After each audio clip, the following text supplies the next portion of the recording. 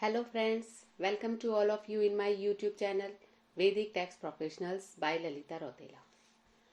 तो आज की वीडियो में हम डिस्कस करने वाले हैं वो दो सेक्शन जो प्रपोज्ड हैं the finance bill 2022। Those two completely new TDS sections are 194R and 194S जो कि इफेक्टिव हैं फ्रॉम 1 जुलाई 2022 से। आप लोगों को याद होगा last year the finance act 2021 में एक रिस्पॉन्सिबिलिटी आप पर और डाल दी गई थी कि आप चेक करोगे कि जिनका आप टीडीएस डिडक्ट कर रहे हो उन्होंने अपने पिछले 2 साल की आईटीआर फाइल करी हुई होनी चाहिए, उनकी ITR filing due date expire नहीं हुई होनी चाहिए and total amount of TDS and TCS 50,000 से ज़्यादा नहीं होना चाहिए पिछले 2 साल का। The Finance Bill 2021 introduced Section 206AB and Section 206CCA for a higher deduction of TDS and TCS. For the Finance Bill 2021, a higher deduction of TDS was covered in Section 206AA for not furnishing PAN to the deductor of TDS. With the introduction of Section 206AB and 206CCA, the Income Tax Act 1961 covers a situation wherein a higher deduction of TDS and TCS is mandatory for a specified taxpayers। तो वो क्या condition है जिनमें हमको higher TDS या TCS deduct करना है deductee का। तो उसके लिए नंबर 1 कंडीशन है the deductee tax payers has not filed the income tax return for previous 2 years for financial year 21-22। अगर आप किसी का फाइनेंशियल ईयर 21-22 में आपको किसी का टीडीएस या टीसीएस डिडक्ट करना है तो आपको उसके पिछले 2 साल की रिटर्न है यानी कि 31 मार्च 20 की और 31 मार्च 21 की रिटर्न आपको उसकी देखनी पड़ेगी कि वो जो है उसने फाइल करी है या नहीं करी है।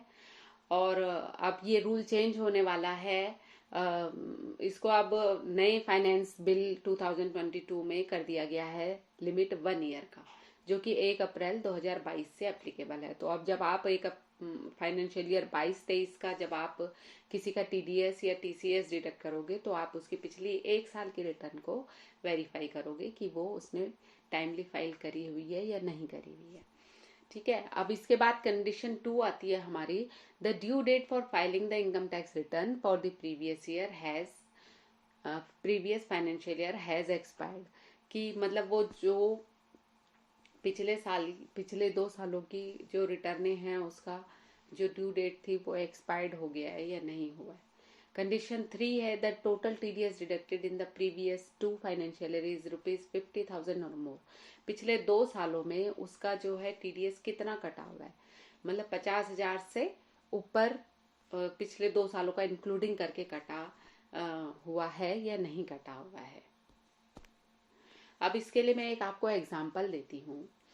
A company make a contract payment of ₹1 lakh to Mr. A, the tax deductible at the 1%। Company ने मिस्टर ए के साथ एक कॉन्ट्रैक्ट साइन किया जो कि था अमाउंट ₹1 लाख का, जिस पे 1% टीडीएस कटना चाहिए।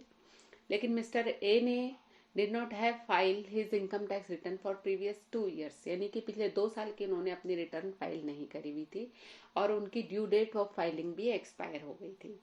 Hence, when the company deduct tax in financial year 21-22 and learns, उसको पता चला that the payee has not filed his ITR for the last 2 years and TDS should be deducted at higher of the following: twice the rate prescribed in the act, that is मतलब contract पे तो 1% होता है ना, तो उसका 2% कटेगा या 5% कटेगा जो भी हायर है। तो hence the tax should be deducted at the rate of 5%।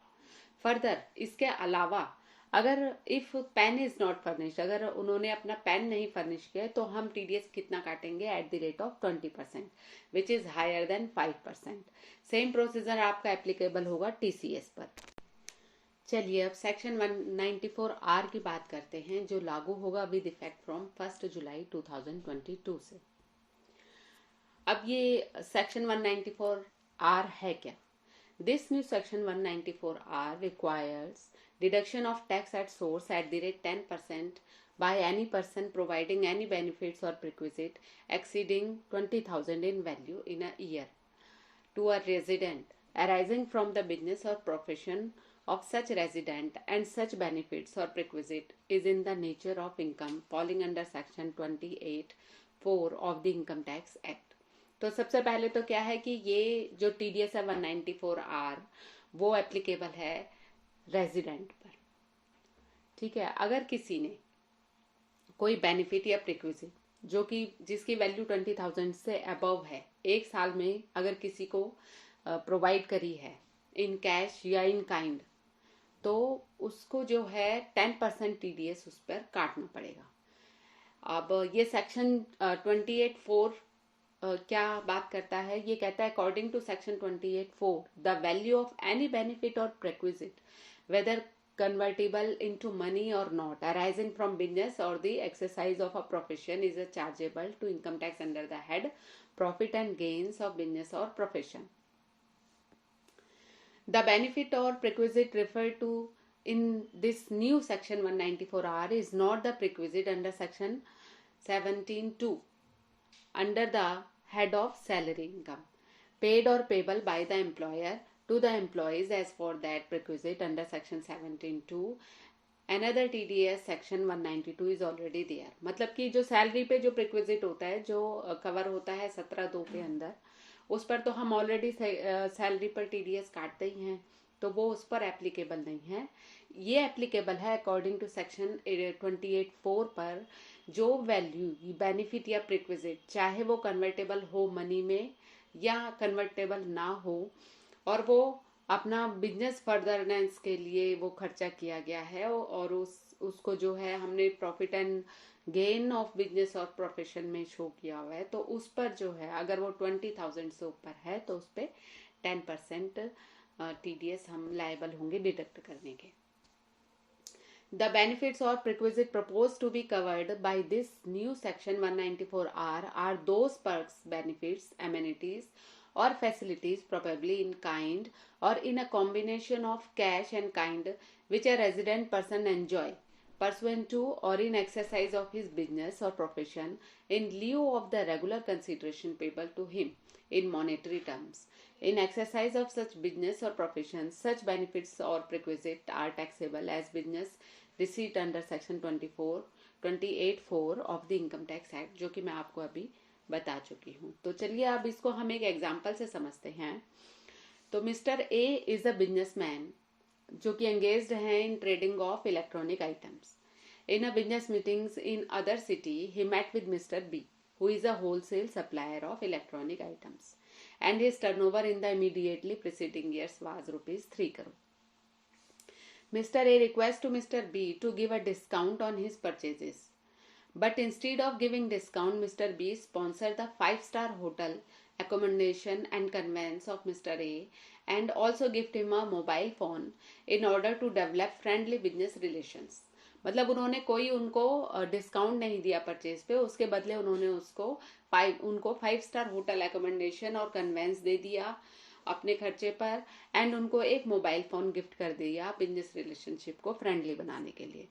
So mister A purchase electronic items from mister B at the regular price but simultaneously enjoy the perks of free 5-स्टार hotel accommodation and conveyance and the mobile phone. So in this new section 194R, such benefits or perquisite like free accommodation and conveyance and gifted mobile phone are the considered as benefit or perquisites which have been provided by Mr. B to Mr. A in lieu of the discount. So such benefits or perks are having a direct nexus with the wholesale business of Mr. B in our example. तो अब क्या है कि in this example, since Mr. B is providing these benefits in kinds only and as such there is no money consideration against which the stipulated TDS under section 194R may be deducted. So Mr. B will have to pay the TDS amount at the rate 10% on the value of such benefits or perks in the form of gifted mobile phone and sponsored hotel accommodation and conveyance out of his own pocket. However, if the immediately preceding previous year the turnover of Mr. B would have been up to ₹1 crore, ये तो हम ऊपर हम बात कर रहे थे कि उनकी टर्नओवर जो है प्रीसीडिंग ईयर्स की 3 करोड़ थी, तो उनको जो भी उन्होंने एक्मेंडेशन, फ्री एक्मेंडेशन दिया, कन्वेंस दिया और मोबाइल फोन दिया, उसकी जो भी वैल्यू बनेगी उसका वो 10% टीडीएस काटेंगे। ठीक है, लेकिन अगर उनकी वही टर्नओवर प्रीसीडिंग ईयर की अगर 1 करोड़ होती, then he would not have been required to deduct TDS under this new section 194R, as this section is not applicable in those cases where the gross receipt in business of the deductor in the immediately preceding year are up to rupees 1 crore or the gross received from profession are up to rupees 50 lakhs। तो जिनकी turnover 1 crore तक है, 1 करोड़ या उससे कम है, और जिनका professional receipts profession से अप टू रुपीज 50 लाख है, तो उनके ऊपर ये एप्लीकेबल नहीं है। ऑल्सो सच गिफ्ट्स, पर्क्स और benefits provided on some special occasion like festival, marriage occasion etcetera may not liable for tax deduction at source as section 194R contemplates to cover only those benefits or prerequisite which are out of business or profession। ठीक है, जो फर्दरनेस of business के लिए खर्चे जो भी किए जाते हैं उन पर एप्लीकेबल है।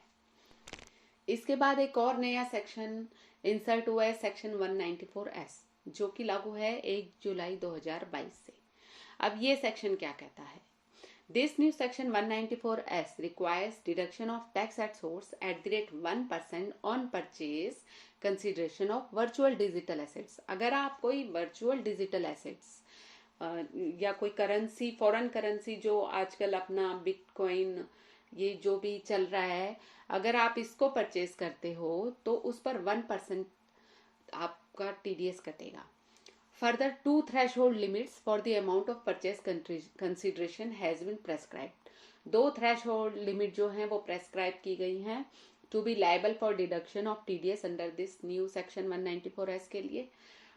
Number 1 है for specified person, that is an individual or HUF whose turnover or receipt does not exceed rupees 1 crore in case of business or rupees 50 lakhs in case of profession during the immediate preceding financial year, or whose does not have any income under the head of business or profession। यानी कि अगर किसी की business से turnover 1 crore से कम है और profession से रिसीट 50 लाख से कम है या फिर है ही नहीं, तो TDS under this section 194S is required to be deducted only if the amount of purchase consideration for purchase of virtual digital asset exceed rupees 50,000 during the year।